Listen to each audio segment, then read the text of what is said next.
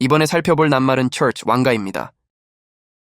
내가 또한 너에게 말한다. 너는 페트로스이고 내가 이 바위 위에 나의 왕가를 세울 것이니 헬의 출입구들이 그것을 반대하여 이기지 못할 것이다.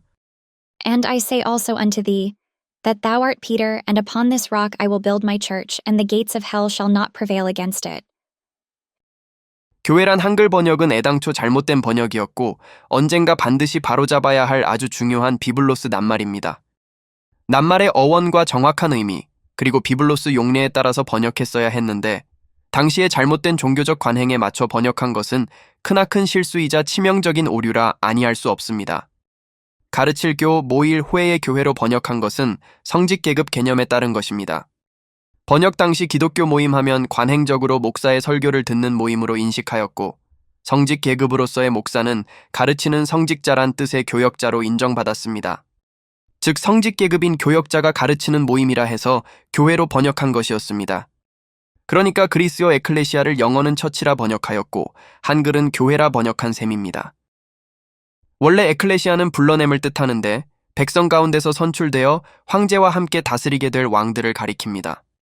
로마 황제가 백성 가운데서 선출된 시민 대표자들을 원로들과 동등하게 대우하면서 소위 민회가 탄생하였는데 시민총회를 주로 궁전에서 개최하면서 에클레시아를 왕족을 뜻하는 바실리카로 부르기도 하였습니다.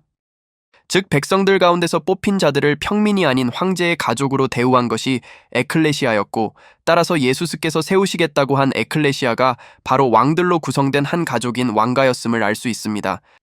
백성 가운데서 선출된 왕들이 한 가족, 한 민족을 이루어 크리스토스와 함께 다스린다는 놀라운 진리가 에클레시아의 진리, 즉 왕가의 진리인 것입니다.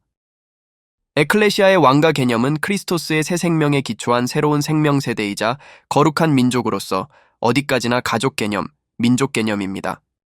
영어 처치의 어원은 큐리아콘으로서 주님의 집을 뜻하는데 가족 개념이라기보다는 장소 개념이라 해야 맞습니다.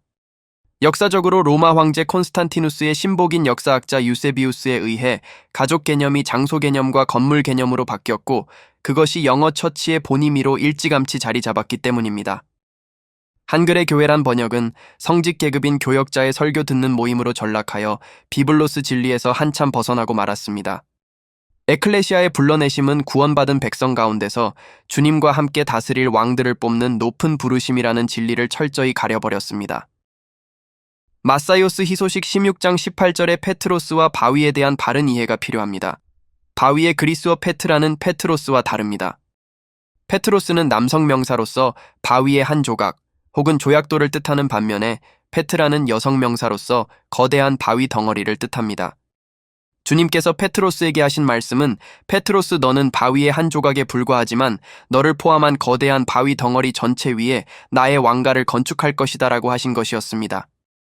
거대한 바위를 뜻하는 이 바위란 비블로스 계시 전체를 가리키고 페트로스의 고백에 나타난 계시는 비블로스 계시의 한 조각에 지나지 않습니다.